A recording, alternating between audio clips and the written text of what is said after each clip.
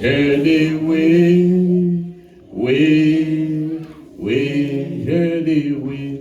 Je dis oui, oui, oui. Oh, je dis oui, Seigneur. Je dis oui, Seigneur. Je dis oui, oh oui, oh oui. Alléluia. Saute et danse.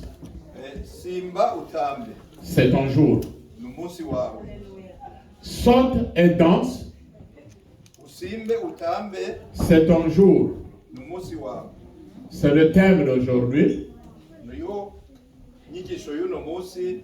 Je vais vous demander de vous lever très respectueusement. Ngira ndabasabe muhaguruke mu cyubahiro cyanyu.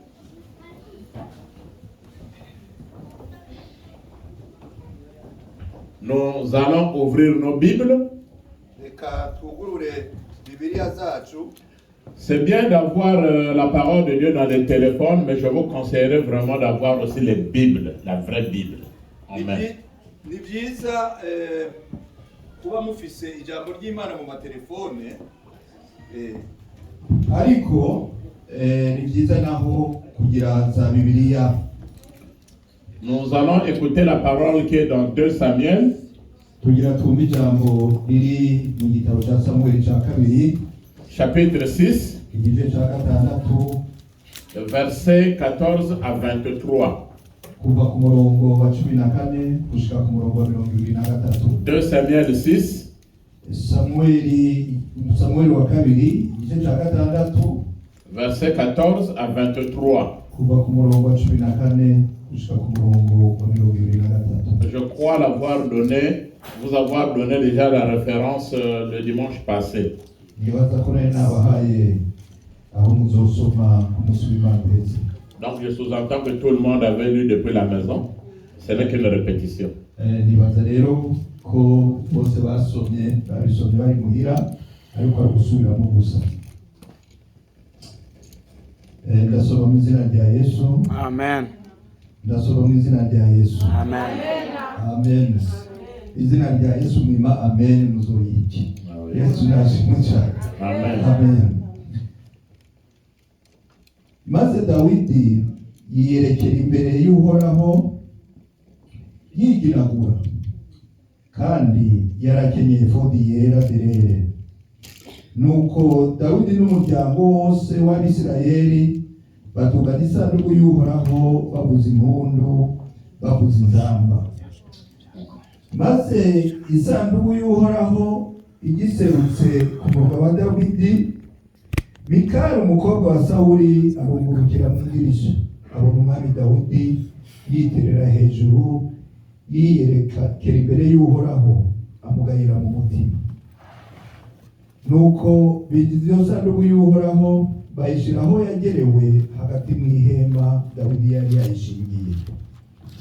Dawidi araheza atangira imbere y'Uhoraho ibimazi biturirwa n'igishimwe. Nuko Dawudi amaze guturira ikimazi no gutanga ibimazi by'ishimwe, aheza agira abantu mu izina ry'Uhoraho n'ingabo. Maze agaburira abantu bose bo muri iryo shengero ryose ry'Abisirayeli, abagabo n'abagore, umwe mu mutsima n'inkekera y'inyama n'akarobe gakozwe mu nzabibu zumye. Maze abantu bose barataha, umuntu wese asubira iwe. Dawidi nawe asubira iwe ngo ahezagire abo mu rugo rwiwe. Maze Mikali umukobwa wa Sawuli asohoka gusanganira Dawidi, aramubarira atereka uwo munsi umwami w'Abisirayeli yari yiteye iteka. Urabona ukuntu wikuye kw'impuzu imbere y'ubukobwa bw'ubushumba, ubukobwa bushumbiye abantu bawe, nk'umuntu yataye ibanga akikura kw'impuzu atadusoni. Dawidi yishura Mikali ati nariko niyereka imbere y'Uhoraho, kandi niwe yantoranije kuruta so n'abo mu nzu yiwe bose, akagira segaba w'abantu biwe b'Abisirayeli. nicyo kizotuma ntambira imbere y'uhoraho. Mbere nzorushuriza kwigira inkengerwa, mbe uwugayitse mu maso yawe, ariko abakobwa uguze bo bazonyubaha. Maze Mikali umukobwa wa Sawuli arindira apfa atabyaye akana. Amen. Et sachez-vous. Amen. Je vous demande respectueusement de vous asseoir.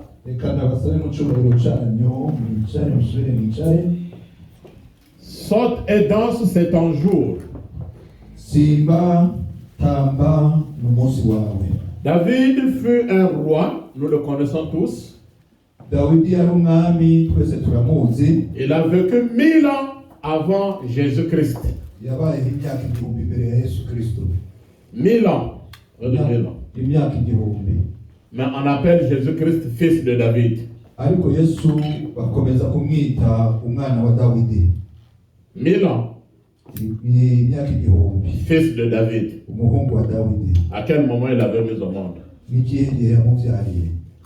La prophétie dans l'Ancien Testament avait déjà parlé du Messie qui devait venir dans la lignée de David. Et sachez-moi. Amen. Et le Messie, c'est bien Jésus-Christ de Nazareth. Les évangiles de Matthieu présentent bien la généalogie de Jésus-Christ.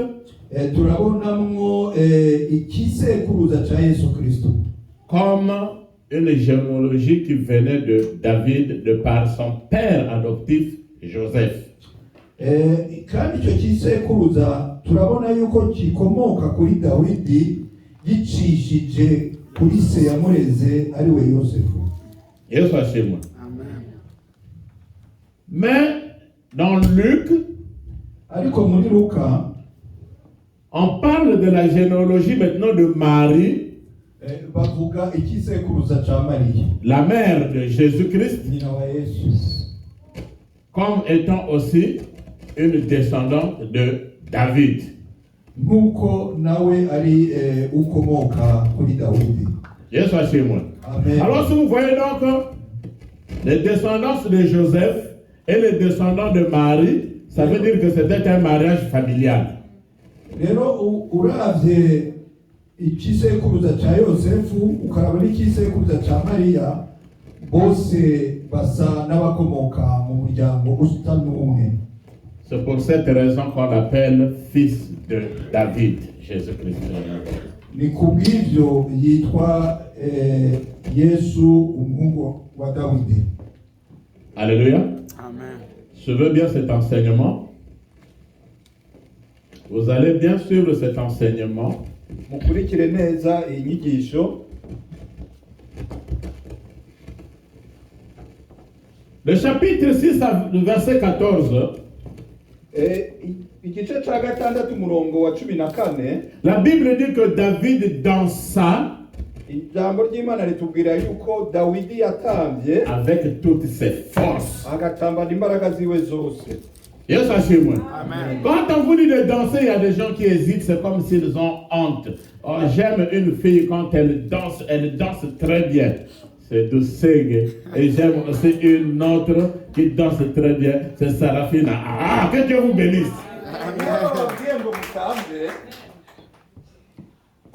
Iyo babwiye ngo mubyina atambaraga bikaboneka umenga nukubagobera, ariko nkunda abakobwa babiri iyo batambye batambana imbaraga zabo, ni Dusenge n'uyundi yitwa Serafina. Imana ibahezagire. Oui, elles ne sont pas les seules. Je connais aussi maman Jackie. Quand elle danse, elle saute.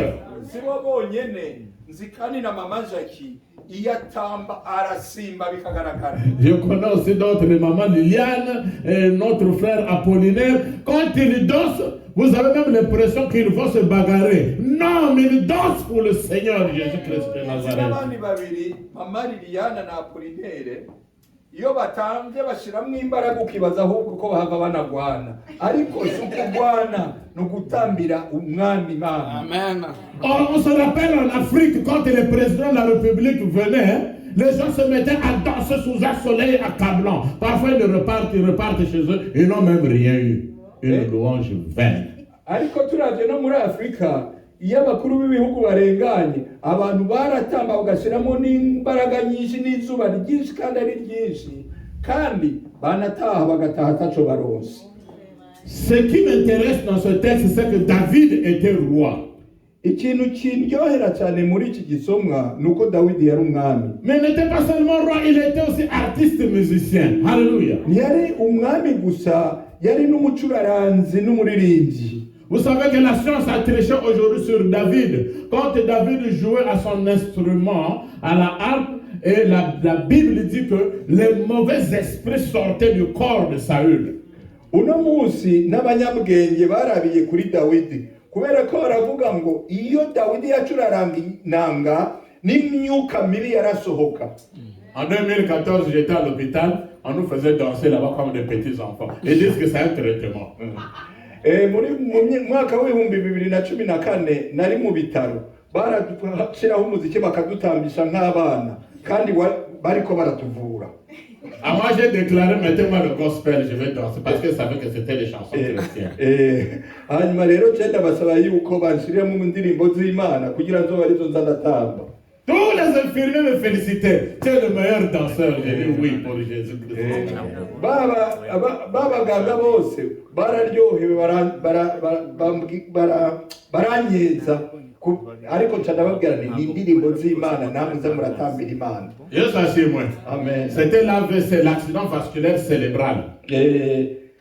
Yari ingwara bita AVC, ni ingwara ihereye ku amaraso aseseka mu bwonko. Ça peut te paralyser. Bituma umubiri uca ukongatara. Il y a d'autres qui sont même sur des chaises roulantes jusqu'aujourd'hui. Hariho abo twari kumwe no munsi bagisunika. Quel que soit ton argent, tes milliards. Uko amafaranga yawe yose yoba ngana. Et pourquoi je marche? Ni kubera iki none je ntambuka? Parce que j'avais bien dansé pour le Seigneur. Amen. Nuko nari natambiye umwami Imana. Et le Seigneur m'avait mis debout pour que je continue à danser pour lui. Amen. Kandi Imana yamagurukije kugira ngo nkomeze ndayitambire.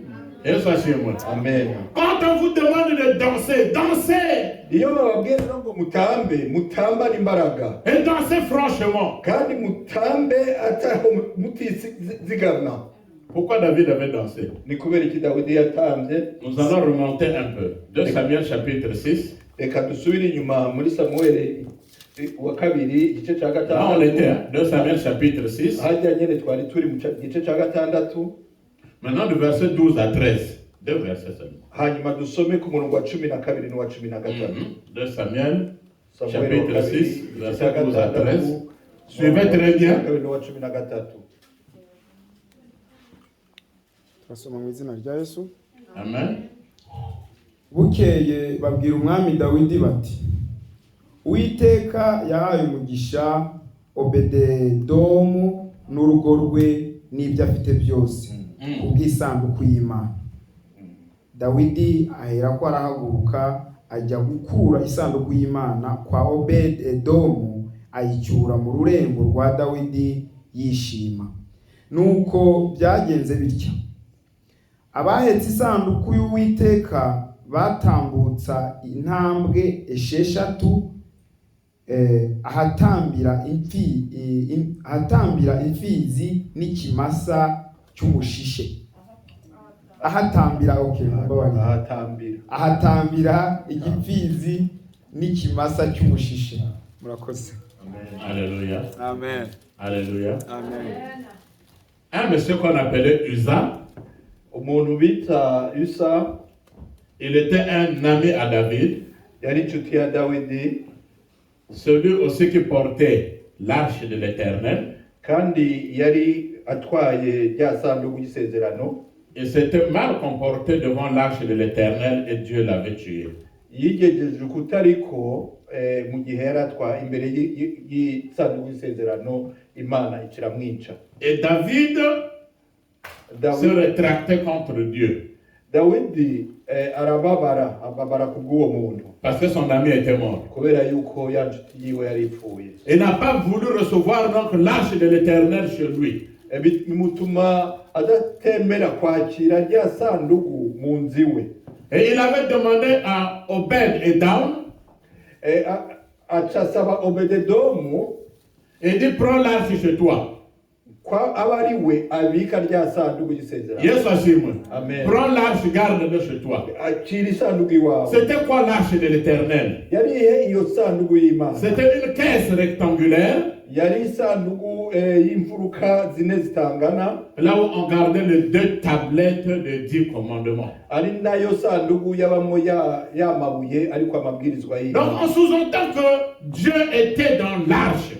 Mu yandi majambo bisigura yuko Imana yari muri iyo sanduku Mais y'isezerano. bien aimé dans le Seigneur, aujourd'hui tu n'as pas besoin de l'arche. Ariko bakundwa muri Kristo no munsi ntabwo ukeneye isanduku y'isezerano. Dieu a besoin de ton cœur. Imana ikeneye umutima wawe Que tu le portes dans ton cœur. kugira ngo wamane nawe mu mutima wawe. Apocalypse chapitre 3, le verset 20. Ibyahishuriye Yohani igice cya 3:20. Apocalypse chapitre 3, le verset 20. Ibyahishuriye Yohani igice cya 3:20. La Bible nous dit, Ijambo ry'Imana ritubwira, aravuga ngo dore mpagaze ku rugi ndakomanga, umuntu niyumva ijwi ryanjye agakingura urugi nzinjira iwe dusangire. Amen. si je frappe à ta porte, ninakomanga ku rugi, si tu ouvres, ukugurura, j'entrerai, nzinjira je souperai avec toi, kandi nzosangira nawe. je vais dîner avec toi. Nzosangira nawe. C'est Jésus-Christ qui le Ni dit. Yesu abivuga. Ce n'est pas la porte de la maison, Si umwango w'inzu, mais la porte, c'est la porte de ton cœur. ariko uwo mwango ni umwango w'umutima wawe. Si tu ouvres ton cœur, Niwugurura umutima et que tu wawe reçoives Jésus-Christ comme seul Seigneur et Sauveur, ukakiramo Yesu Kristo nk'umwami n'umucunguzi wawe, Jésus-Christ va habiter en toi. Yesu azoba muri wewe. Tu seras l'ami de Jésus-Christ. Uzoba inshuti ya Yesu, Il sera ton ami. nawe azoba inshuti yawe. David avait rejeté l'arche. Dawidi yari yanze kwakira mu nzu ye rya Quand sanduku. il est parti, Amaze kugenda, on lui a dit, hey David, roi, il y a la bénédiction qui est tombée dans la maison de Obed-Edom. amaze kugenda rero yumvise mu nzu mu muryango kwa Obededomu hasesetse imigisha myinshi. La Bible dit que la maison de Obed-Edom était bénie, lui et toute sa maison. Ijambo ry'Imana rivuga yuko urugo rwa Obededomu n'umuryango wose bace baheza. Alors que l'arche n'avait fait que 3 mois chez lui. Kandi isanduku yari amezi atatu yose, Juste 3 mois. amezi atatu gusa. Ça fait 10 ans dans la chrétienté. Pardon? Tu viens de passer 10 ans comme chrétien, Umaze imyaka 10 uri 20 ans comme chrétien, 20 uri umukristo, 40 ans comme chrétien. 40 uri umukristo. Qu'est-ce qui se passe avec toi? Ni ibiki biriko birakoreka muri As-tu wewe? reçu Dieu dans ta maison? Warakiriye Imana mu nzu yawe? As-tu reçu Jésus-Christ dans ton cœur? Warakiriye Yesu Kristo mu mutima wawe? Si cela n'a pas été fait aujourd'hui, je te dis qu'après ce message, quand tu vas danser et sauter, quelque chose va se passer aujourd'hui. Niba utarabikora ndakubwira n'uno munsi, niwabyina ugatamba inyuma y'iri jambo hari ikintu kiza gukoreka muri wewe. Qui était Obed-Edom? Ninde yari Obededomu? Il était un lévite, Yari umulewi, un chanteur, yaririmba comme Apollinaire, nka Polinari, comme Japhet, nka Yafeti, comme Yvonne, nka Ivona, comme Ruth, nka Ruti. chanteur. Yararirimba. Yesu ashimwe. Amen. Il y a comme Irène, Nka Irena, il y a un chanteur. umuririmbyi.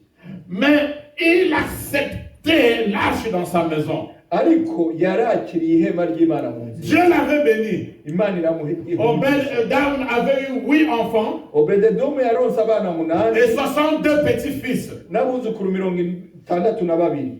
Alléluia. Amen. 8 enfants, Abana 8 62 petits-fils. n'abuzukuru 62. Et tous étaient au service de Dieu. Kandi bose bakorera Imana.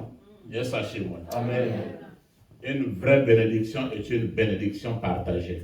umugisha mwiza ni umugisha usangiwe na benshi.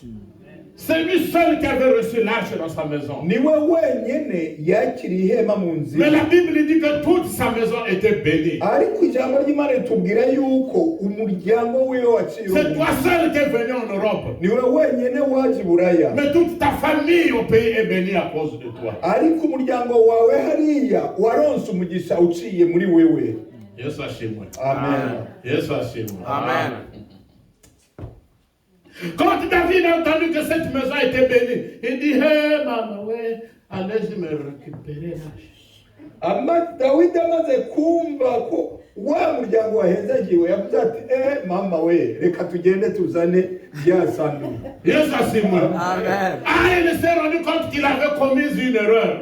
yaciye abona yuko ari ahantu yihenze. Combien de personnes ont refusé la bénédiction parce qu'ils sont passés par des situations difficiles? ni bangahe bahatse umugisha bigijeyo umugisha kubera yuko bariko baraca mu bintu bikomeye. Tu as entendu qu'on t'a injurié? wumvise ngo baragututse. Tu as entendu qu'on a parlé mal de toi? wumvise ngo barakuvuze nabi. Tu as été déçu peut-être par le pasteur? nkumbure pasiteri niwe yatumye ucika inkokora. Peut-être par un prophète, une prophétesse? nkumbure hari umuhanuzi yaguhanuriye akagutuburira. Au lieu de prier pour ces personnes, tu te détractes. ariko mu kibanza cyo gusengera abo bantu waciye wigira ku Je ne viens plus à l'église. sinyiza mu Je ne rusengero. peux plus servir Dieu. sinshaka gukorera Mais tu Imana. as jeté ta bénédiction. ariko niwe wataye umugisha wawe. David avait compris cela. dawidi yari yabitahuye. Si David avait compris cela, toi aussi rattrape-toi. niba dawudi yarabitahuye nawe uno munsi ubitahure uhindukire. Allez-y me reprendre l'arche. genda mungarukiranire iryo Quand on sanduku. a pris l'arche, bamaze kurizana. la Bible dit que quand ceux qui portaient l'arche ont fait seulement 6 pas, ijambo ry'Imana ritubwira ko ba bandi bari batwaye isanduku bagize intambuko zitandatu. David a commencé déjà à donner, faire des sacrifices. dawidi nawe acatangura gutanga ibitambo. Alléluia. Amen. Notre Dieu, c'est un Dieu qui marche avec les sacrifices. ni Imana yacu ni Imana igendana n'ibitambo. Celle que Jésus-Christ est venu mourir à la croix en sacrifice. mwibuke ko Yesu Kristo yaje gupfa kudupfira ku musaraba nk'igitambo. Mais le sacrifice des chrétiens aujourd'hui, ariko ibitambo by'abakristo buno munsi c'est donner ta dîme, ni ugutanga ibigira cumi. les offrandes, guhereza. la collecte. ugutanga imperezwa. C'est-à-dire que quand tu donnes à Dieu, ni ukuvuga ngo uri kurahereza lui Imana aussi il te bénit. nawe araguha umugisha. Il te bénit. akaguha umugisha. Il te bénit. akaguha umugisha. Plus que même ce que tu as donné à lui. birengera bya bindi wewe wamuhaye. David avait compris cela. dawidi yarabitahuye. Et pendant que l'arche avançait, mu gihe bariko baratwara isanduku, la Bible dit ijambo ry'Imana que yatubwiye tout le peuple était derrière David. ko ubwoko bw'Abisirayeli bwose bwari inyuma ya Ils étaient en train de crier des cris de joie. bariko bararimba ishako ry'umunezero. Yesu ashimwe. Amen. Il y a de ces familles, même le jour du 31 décembre au 1er janvier, la bonne année, ils posent toujours des cris de pleurs. hariho imiryango kuva itariki imwe y'ukwa mbere gushika itariki 31 y'ukwa 12 umwanya wose ari induru imibabaro. Pendant que les autres crient là-bas, bonne année, qu'est-ce qu'il y a? Tantine est morte. Mon Dieu! Même le jour de la bonne année. mu gihe abandi bariko bararirimba ngo bonane n'abandi ukabumva mu marira bariko bararira wabaza ati ni iki ngo tantine yapfuye. S'il commence à crier, il y a des cris là-bas, qu'est-ce qui se passe? Le pied me fait mal, le bras me fait mal. wumvise hari akaruru mu rugo rwabo ukaja kubaza uza gusanga ukuboko kurababara ukuguru kurababara. Mais aujourd'hui, je voudrais que tes cris d'allégresse, tes cris de douleur, tes cris du mal se changent en cris d'allégresse. Que ça se change en cris de joie. Que ça se change en cris où les gens vont se dire, qu'est-ce qui se passe chez lui? On dirait non, Mary est bénie. On dira, hey, Chantal est bénie. On dira, hey, le pasteur François est béni. Voilà pourquoi il est crie dans sa famille. uno munsi ndashaka ihinduka mu nduru z'iwawe aho urira ukomye induru bakaza bagasanga ni ukuguru kubabara bagasanga ni ingorane zihari ndashaka ko zihinduka ukoma induru by'ururirimbo hanyuma ababanyi bazumve nibaza bavuga bati iyo nduru kwa Chantal niki nuko yahawe umugisha kwa Mariya byagenze gute yahawe umugisha kwa François byagenze gute ni induru z'umugisha. Alléluia. Alléluia. Amen. Et c'est là où David avait dansé. Mais est-ce que la Bible dit que David avait déjà vu les miracles? Non. Il dansait parce qu'il savait qu'il avait déjà reçu celui qui opère les miracles et qui bénit dans sa maison. Mbese mwumvise Dawidi yatangiye kuko yamaze guhabwa umugisha? Oya, yatangiye kuko yamaze kumenya yuko uwahejeje kwakira ari watanga umugisha. Pourquoi ne peux-tu pas danser avant même de voir le miracle de Dieu? Car la Bible déclare que la foi vient de ce que l'on entend. Et ce qu'on entend vient de la parole de Dieu. La foi est une espérance.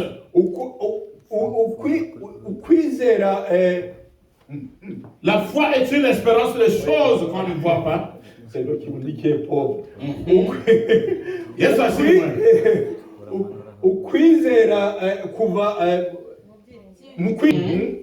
Des choses celles qu'on ne voit pas. Mais on croit que ça va se réaliser. Alléluia. Amen. Le fait de recevoir déjà l'arche dans sa maison, c'était pour lui une victoire. Dis là où c'est victoire. Dis là où c'est victoire. Dis là où c'est victoire. Et tu verras la victoire de Jésus-Christ aujourd'hui. Saute et danse, c'est ton jour. Chez le coiffeur, chacun à son tour. Chez le médecin, chacun à son tour. Et je peux te rassurer que le panier circule encore.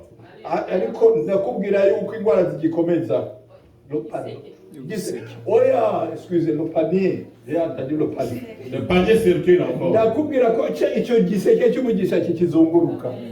Ta bénédiction dépendra de la manière que tu vas danser après cette prédication. Umugisha wawe uzakuva kukugene uza gutamba inyuma y'inyigisho. Yesu ashimwe. Amen. Je pense que ceux qui vont danser même les têtes en bas, les pieds en l'air. Nizere ko ari abaza gutamba umutwe ukaja hasi n'amaguru. David était roi. Dawidi yari umwami. Toi tu n'es même pas ministre. Wewe ntuguri na ministre. Tu n'es même pas directeur quelque part. Nturi na directeur. Mais lui il connaissait la puissance de la danse. Mugabo we yarazi imbaraga ziri mu gutamba. La Bible dit qu'il sautait, il dansait. Ijambo ry'Imana rivuga ngo yarasimba akanatamba. Yesu ashimwe. Amen. Mais par contre il y a de ceux qui priaient en sautant. Ariko hari abaririmba il priait basenga en sautant. Basimba. 1 Roi chapitre 18. Mu bami ba mbere igice cya 18. Yesu ashimwe. Amen. Vous allez comprendre ceux qui sautaient c'était lesquels. Muraza kumva abo basimba bari bande. 1 Roi chapitre 18. Abami ba mbere igice cya 18. Verset 26. 1 Roi 18, 26, je crois. Abami ba mbere 18:26. mbere ibice 18 ku murongo wa 26. Turasoma mu izina rya Yesu. Amen. Nuko bazana imfizi bahawe barayibaga maze batakambira izina rya Bayali uhereye mu gitondo ukageza ku manywa y'ihangu bavuga bati nyamuna Bayali twumvire. Ariko ntihagira ijwi ryumvikana cyangwa ubasubiza n'umwe. Basimbukira hirya no hino ku gicaniro bubatse. Amen. Amen. Amen. Amen. Donc je vous demande pas de sauter en priant, ça n'a pas de sens. Sinababwiye ngo musimbe musenga ntabwo bifise akamaro. Mais on saute en dansant. Alléluia. Ariko umuntu asimba atamba. Yesu ashimwe. Amen. Yesu ashimwe. Amen. Je vais vous poser une question. ngira ndababaza ikibazo. La Bible dit quoi? Que David faisait quoi? Ijambo ry'Imana rivuga ngo Dawidi yakugira iki? Yariko aragira iki? Il sautait Yarasimba. et puis il dansait. Yes, Amen. Qui est le fondateur de Kisiriba? Ninde mufana w'igisirimba? Qui est le fondateur de Kisiriba? Ninde yatanguje igisirimba? Qui est le fondateur de Kisiriba? Watanguje igisirimba? Ni Dawidi. Frère wa mugani. Mon Dieu, mais David. Qui est le fondateur de Kisiriba? C'est David! Alléluia! Est-ce qu'on peut acclamer le Seigneur? Alléluia. Amen. Quand je commençais à danser cette danse, excusez-moi la tautologie, quand je commençais à danser cette danse, Igihe natangura gutamba iyo ntambo ça m'énervait. byaranshavuza. J'ai dit, quelle est cette danse qu'il faut faire comme ça? Iyo ntambo bagira gutya n'igihe. Mais après, quand je suis rentré dans les Écritures, Ariko mu nyuma maze kwinjira mu majambo ry'Imana, que Dieu bénisse celui qui a commencé avec la danse qui s'élève. Imana ihezagire uwatanguje igisirimba. C'est David qui est le fondateur de la danse Ni lévite. Dawidi yatanguje ubwa mbere igisirimba. Parce que dans le Kisiriba, on saute et on danse. Kuko mu gisirimba urasimba ukongera ukanatamba. Et il y a la vie et la spiritualité dans cette danse. Harimo ubuzima, harimo n'umwuka muri iyo ntambo. Yesu ashimwe. Amen. Yesu ashimwe. Amen. Et pendant qu'il dansait, Ariko aratamba, la Bible dit, ijambo ry'Imana rivuga selon un historien, Flavius Joseph, selon l'historien Flavius Joseph, ku majambo ku byanditswe n'uwize akahise yitwa Flavius Joseph, un historien juif du 1er siècle, yari uwize kahise w'umuyahudi wo mu kinjana ca mbere. il dit que la tunique de David ou l'éphod était court. Avuga ko ikanzu ya Dawidi yagera ku mavi, yari ngufi. Donc quand il dansait dans la joie, finalement, l'éphod s'est levé et tout le monde a vu sa nudité. Rero ariko aratamba asimba, efodi yiwe ariryo kanzu yiwe ryaraduze, abantu babona ubwambure. Mais il n'a pas eu honte de ça. Ariko ntibyamuteye isoni. Parce que Jésus-Christ de Nazareth, Kuko Yesu Kristo w'i Nazareti, avant qu'il parte mourir pour toi à la croix, il était presque nu pour toi et moi. imbere yuko apfa ku musaraba ngo agende aducungure, nawe yabaye muwambaye ubusa. Or David Rero kandi David est le prototype de Jésus-Christ. yari nk'ishusho ya Yesu Kristo. Yesu ashimwe. Amen. Si Jésus-Christ est mis nu à la croix, c'est pour que toi tu sois bien habillé aujourd'hui. Niba Yesu yemeye kwambara ubusa ku musaraba, ni ukugira wewe wambare neza uno munsi. Et tellement que David avait très bien dansé, Dawidi rero yari yavyiyumvire neza, même si sa nudité s'est fait voir, il dit, je n'ai pas dansé pour les gens, mais j'ai dansé pour mon Amen. Dieu, j'ai dansé pour mon Seigneur. naho ubwambure bwiwe bwari bwabonetse, we yavuze ati ntabwo natambiye abantu, natambiye Imana yanje, natambiye umugaba wanje. Yesu ashimwe. Amen. Yesu ashimwe. Normalement, quand tu finis de danser comme ça, tout se déclenche, tout ce qui était fermé s'ouvre, tout ce qui était bloqué se débloque, parce qu'il y a une puissance de Dieu qui est rentrée en toi, qui s'est manifestée. Mu bisanzwe iyo watanze ugatambira Imana nk'uko, hari ibyuguruka mu mubiri wawe, hari ibyuguruka mu gakiza kawe, hari ibyuguruka mu mibereho yawe, kubera yuko wahaye imbaraga Imana. L'éphod, c'était un tissu que les Juifs portaient. Iyo efodi ariyo kanzu ya Dawidi, ni igitambara abayuda bambara, De la tribu de Lévite, abayuda bo mu muryango w'Abalewi. c'était de couleur bleue. Cyari gisa n'ubururu.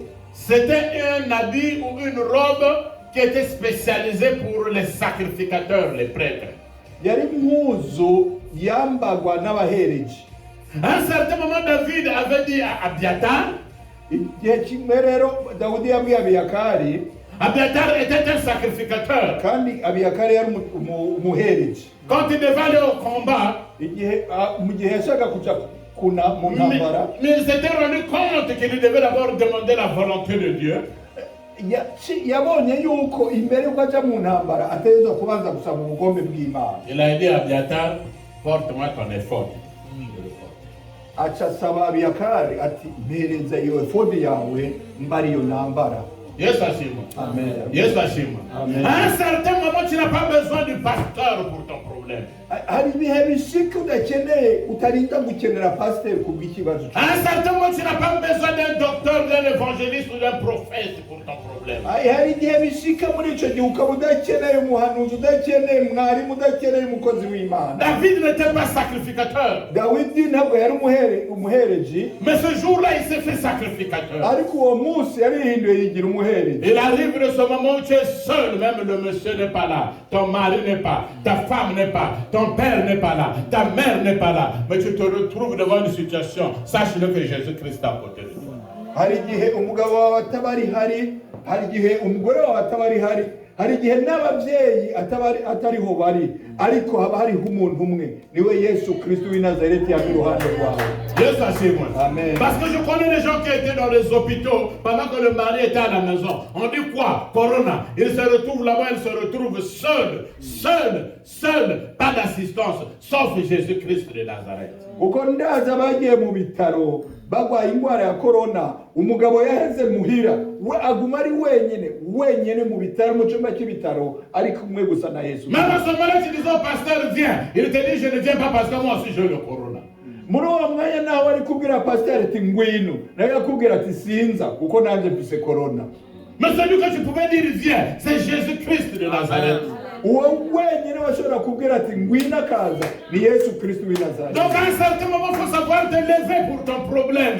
Rero habe igihe nawe uhagurukana imbaraga kubw'ikibazo cyawe. Personne ne pourra porter ton problème si ce n'est Jésus-Christ de Nazareth. Kuko nawe udashobora kukwikorera ikibazo atari Yesu Kristo. David avait compris cela. Dawidi rero yabisobanukiwe. Il a porté l'éphod. Yambara efodi. Il s'est fait sacrificateur. Yigira umuhereji. Il a fait des sacrifices. Atanga n'ibimazi. Il a dansé Aratamba. ensemble avec son peuple. N'ubwoko bwiwe bwose. Un roi Umwami. qui connaissait se rabaisser. Umwami yaragize kwicisha bugufi. Ne soyez pas orgueilleux, bien-aimés dans le Seigneur. Nimwishire hejuru bakundwa muri Kristo. C'est un roi N'umwami qui dansait ariko aratamba devant son peuple imbere y'ubwoko bwiwe jusqu'à rester presque nu. gushikaho amera nk'uwambaye ubusa. Si tu viens à l'église, Niwabuza ku itorero si tu veux danser, ushaka gutamba, ne regarde pas ton mari, sinon tu ne vas pas bien danser. ntuze kuraba umugabo wawe kubera yuko ntuza gutamba neza. Yes, Hachim. Amen. Si tu veux bien danser, Niba ushaka gutamba neza, si tu regardes ta femme, hein, niwaraba umugore wawe si tu es en train de bien danser, uriko uratamba neza, encourage-la aussi de bien danser. ahubwo mubwire nawe asimbe nkawe. Parce que la danse plus la danse, ça va donner double bénédiction. Kubera yuko intambo yawe n'intambo y'umugore biraza kubyara bibiri, bice bibyara imigisha ikuvye kabiri. Alléluia. Quand ils ont dansé, Igihe batambye rero, la Bible dit ijambo ry'Imana tubwira que David a pris l'arche. ko Dawidi yafashe rya hema, Il l'a mis, arishira, il l'a mené, ararizana, il l'a fait rentrer dans ce qu'on appelle la cité de David. aryinjira mu gisagara ca Dawidi. La cité de David, c'est l'ancienne Jérusalem. Ico gisagara ca Dawidi ni Yerusalemu ya kera, Au temps du roi David. ku gihe c'umwami Dawidi. Voilà pourquoi on appelle cette ville dans le temps-là, la cité de David, la ville de David. Donc, l'ancienne Jérusalem, vous pouvez noter. Nico gituma n'ubu bahita mu gisagara ca Dawidi niyo Yerusalemu ya kera. Yesu asifiwe. Amen. Mais la Bible dit que quand ils sont rentrés avec l'arche, ils l'ont déposé au milieu de la tente. Ijambo ry'Imana kandi riratubwira yuko bamaze kuzana isanduku ry'isezerano barisize hagati y'ihema. Pas au coin, Ntibarisize mu mfuruka, pas de l'autre côté, ntibarisize mu rundi au ruhande, milieu hagati na hagati de la tente. y'ihema. Laisse que Jésus-Christ rentre au milieu de ta famille aujourd'hui. Reka Yesu Kristo yinjire hagati y'umuryango wawe. Laisse que Jésus-Christ rentre au milieu de ta vie aujourd'hui. Umureke yinjire hagati mu buzima bwawe. Laisse que Jésus-Christ rentre au milieu de ton problème aujourd'hui. umureke yinjire hagati y'ikibazo cyawe. Au milieu veut dire au centre de ton problème. Hagati ni ukuvuga hagati na hagati y'imfuruka zose. Et quand Jésus-Christ est au centre de ton problème, personne ne peut venir dire que ce problème ne va pas réussir. Il va réussir parce que celui qui est au centre, au milieu. Kuko Yesu amaze kwinjira akaba hagati mu kibazo cyawe, nta n'umwe azokubwira ngo ntigishoboka, ko nzi neza ko gishoboka mu izina rye. Le texte présente David sous trois formes. Le texte là présente David sous trois formes. Igisomwa cyerekana Dawudi mu buryo butatu. Yesu ashimwe. Amen. Le David comme sacrificateur prêtre. Dawidi nk'umuhereji. Et le David comme roi. Dawidi nk'umwami. Et David comme prophète. Dawidi nk'umuhanuzi. Trois. Bitatu. Yesu ashimwe. Amen. Ce qui me plaît ici, c'est que quand le peuple est venu, David a commencé à donner même la nourriture, la viande, le pain, le gâteau à chaque femme, à chaque homme qui était venu à cette soirée. Ikinezereza ngaha nuko Dawidi abonye ubwoko bumaze kuza, tubwira ko Dawudi yatanguye kubaha indya, akabaha umugate, akabaha icyo kunywa, akaba byose, abagabo bose, abagore bose. Yes, ashimwe. Ceux qui étaient venus donc ventre vide sont repartis ventre plein. Toi qui es venu dans l'église main vide, toi qui es venu dans l'église avec un problème, tu ne peux pas venir et repartir comme tu es venu, sans que Jésus-Christ n'arrange ta situation. Ni ukuvuga uwaje ashonje yasubiye inyuma ahaze, asubira iwaje atariye, asubira inyuma yariye. Nawe waje mu itorero, reka Yesu abone igisubizo cy'icyo wazanye. Niba waje ubabaye usubire inyuma unezerewe, niba waje urwaye usubire inyuma wakize, niba waje ufise ikibazo usubire inyuma ufise igisubizo. Vous ne pouvez que danser pour le Seigneur. Yes, tu peux nous lire Ephésiens 5, 19. On va vers la fin. Ephésiens 5, 19. Ephésiens 5, 19.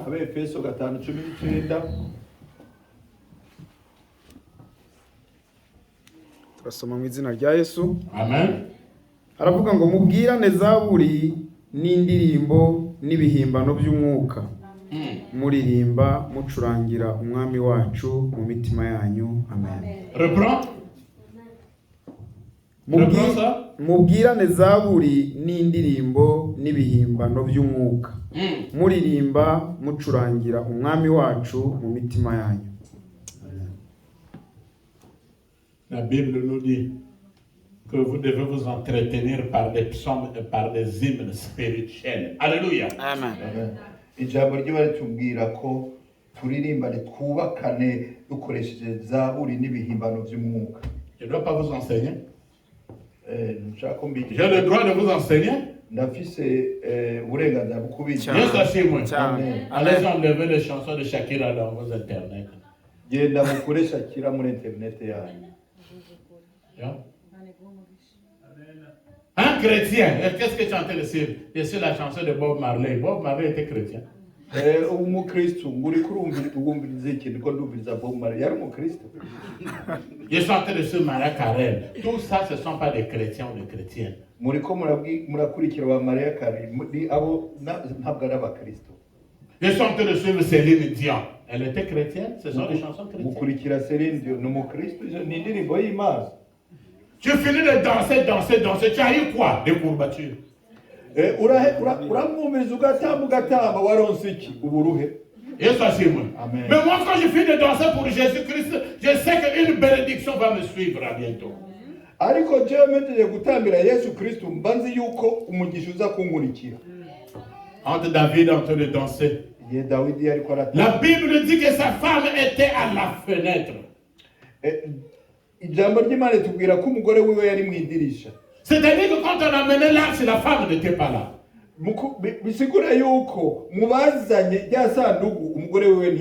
J'aime un monsieur qu'on appelait Josué. Il avait dit que moi et ma maison nous servirons l'Éternel.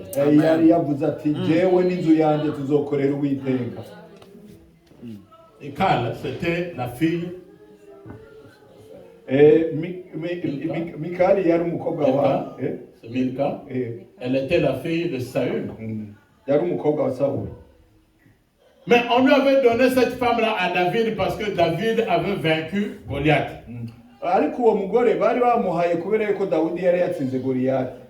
Je vous dis, hein, il y a de ces cadeaux parfois qu'on vous donne qui sont des cadeaux empoisonnés. Ndababwire hariho ingabire hari magave babaha mugabo rimwe rimwe usanga ari gave iri mu burozi.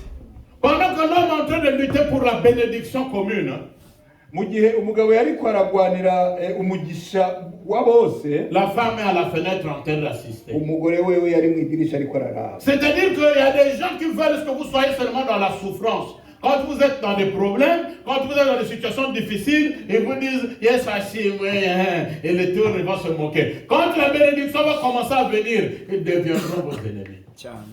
Ni ukuvuga yuko hariho abantu banezerwa n'umubabaro w'abandi, bakuraba igihe uri mu mibabaro mwahura bati Yesu ashimwe, akaba inshuti, ariko yumvise wagize umugisha urwango rukaca rutangura.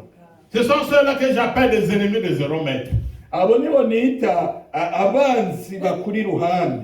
Deux personnes ne peuvent pas marcher ensemble s'ils ne s'entendent pas. Abantu babiri ntibashobora gufata urugendo rumwe cyangwa inzira imwe batumvikana. Pendant que l'homme est en train de servir Dieu, la femme est à la fenêtre. Il y a des gens aujourd'hui qui ne font rien dans l'église, qui ne font rien dans la vie, qui ne sont là que pour critiquer et chercher même des poux sur des têtes qui ont des calvities. Hari abantu uno munsi bari mu itorero barondera ibibazo gusa, igihe cyose babona ikiri kibi, icyiza ntikigera kiboneka, baba bariko bameze nk'abariko bararonderera mu mishatsi y'abakristo. Toute la parole que je viens de prêcher, ce n'est pas important. Mais la parole qui sera importante, tu as vu quand le pasteur prêchait, son pantalon était descendu un peu. Amajambo yose navuze ngaha nta rimwe rimugirira akamaro, ariko murazi ibyaza kwibuka. Wabonye ipantaro ya pasiteri kugena yari ipinze. C'est ça la prédication. Nibwo butumwa bwavuzwe. C'est ce qu'on appelle le ministère de découragement. Niyo twita ministère y'urucantege. Oui, Paul nous a donné 5 ministères dans la Bible. Pawulo yaduhaye ministère zitanu Mais le diable est venu infiltrer d'autres ministères. ariko satani nawe yazanye ministère ziwe. Le ministère de découragement. Iyo ministère y'urucantege. Le ministère du vol. Iyo ministère y'ubuzi. Le ministère d'empoisonnement. Ministère y'ukurogana. Le ministère même de la jalousie est rentré dans l'église. Ministère y'ishari yarinje. Le ministère même de la haine et de querelle sont rentrés dans l'église. Na ministère y'urwango n'induru ibyarinje mu itorero. La femme donc de David faisait partie du ministère de découragement. Rero muka Dawidi nawe yari muri ministère y'urucantege. La Bible dit que quand David a fini de donner à manger, Ijambo ry'Imana ritubwira yuko Dawidi arangije kugaburira abari baje, aha umugisha abari baje bose. Il a béni le peuple. Abaha umugisha. Bien-aimé dans le Seigneur, je vous ai donné à manger spirituellement. Soyez bénis au nom de Jésus. Bakundwa muri Kristo nabahaye nanje ingaburo mu mwuka muhezagiwe mu izina rya Yesu. De même que David avait donné la viande et le pain, Nk'uko Dawidi yatanze inyama n'imigati, mais nous nous souvenons que Jésus-Christ aussi avait donné des poissons et des pains au peuple. kandi turibuka yuko na Yesu yatanze amasamaki n'imigati. La Bible dit que quand il a fini de bénir le peuple, Ijambo ry'Imana ritubwira ngo arangije guha umugisha ubwo abantu, c'est alors qu'il est allé maintenant bénir sa propre maison. niho yaciye agenda guha umugisha urugo rwiwe. Est-ce que vous comprenez ça? Turiko turumvikana? Yes, Hashim. Murabyumva neza? Il finit de bénir d'abord le peuple. Servir et non se servir. C'est ça la règle d'un bon serviteur.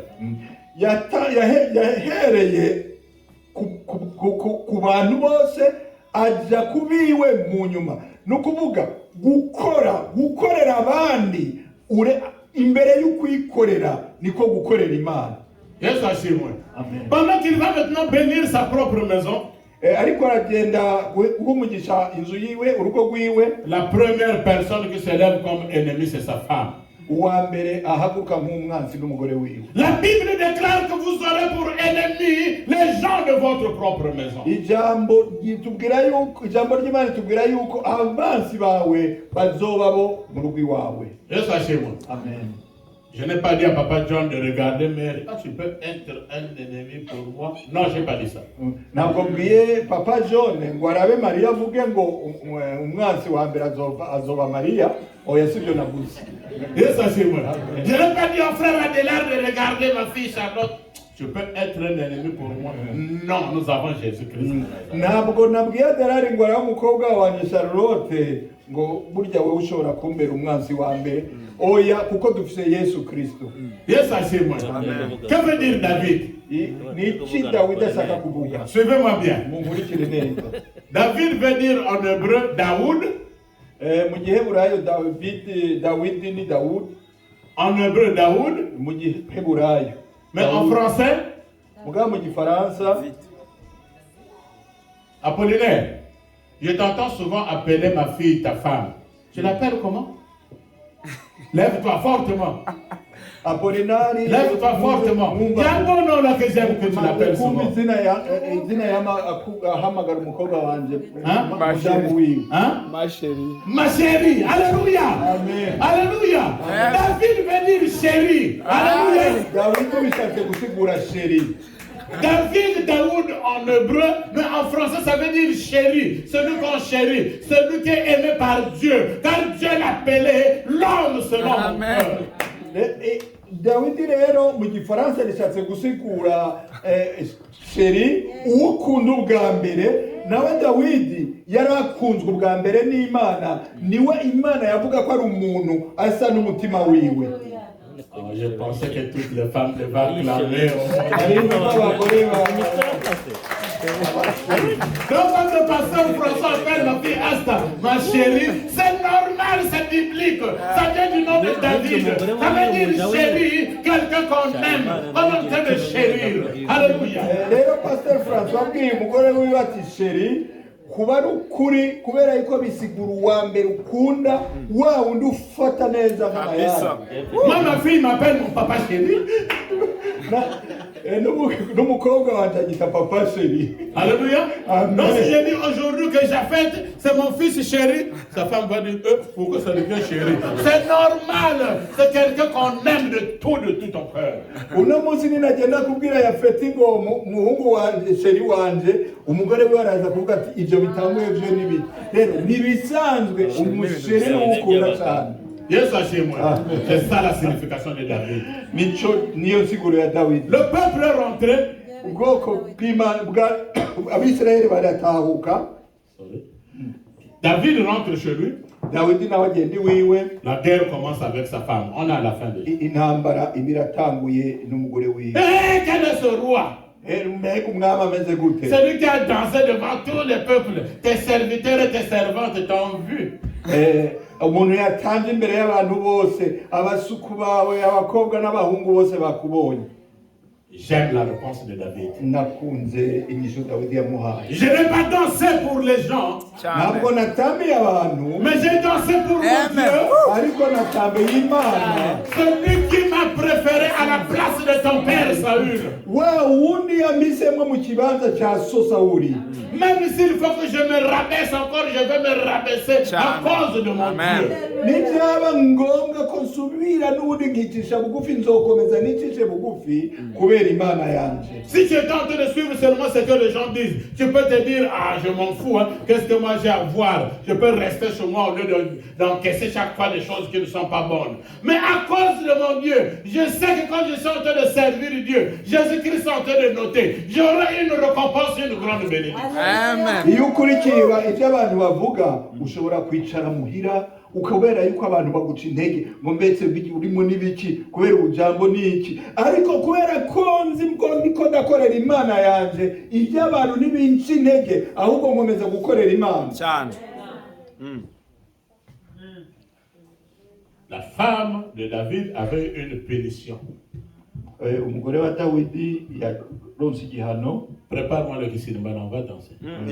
untegurire igisirimba mu kanya turakara. Viens ça chez moi. Amen. Je ne veux pas prier pour les gens aujourd'hui, mais ta manière de danser va déterminer ta bénédiction. Amen. Uno munsi nta bantu nza gusengera, ahubwo gutamba ko buryo uza gutamba nibwo buza kungana n'umugisha wawe uza kuronka. La Bible nous dit que cette femme n'a pas eu d'enfant jusqu'à sa mort. Ijambo ry'Imana rivuga ko uwo mugore yaciye abura urubyaro gushika Le pourquoi? kubera iki? Parce qu'il avait confondu le David de son mari et David serviteur de Dieu. Kubera yuko yari yanyobewe gutahura Dawidi umukozi w'Imana na Dawidi umugabo wiwe. Il n'était pas rentré en conflit avec son mari, mais en conflit avec un homme de Dieu. Ntabwo rero muri ako kanya yabwiye nabi Dawidi umugabo wiwe, ahubwo yabwiye nabi Dawidi umukozi w'Imana. Toutes mes sœurs et les femmes qui ont des hommes qui sont des hommes de Dieu, Bashiki banje rero abafise abagabo bazi ko bakorera Imana, je vous demande de les respecter comme vos maris, mais de les respecter aussi comme serviteurs de Dieu. nabasabye mu bubahe nk'abagabo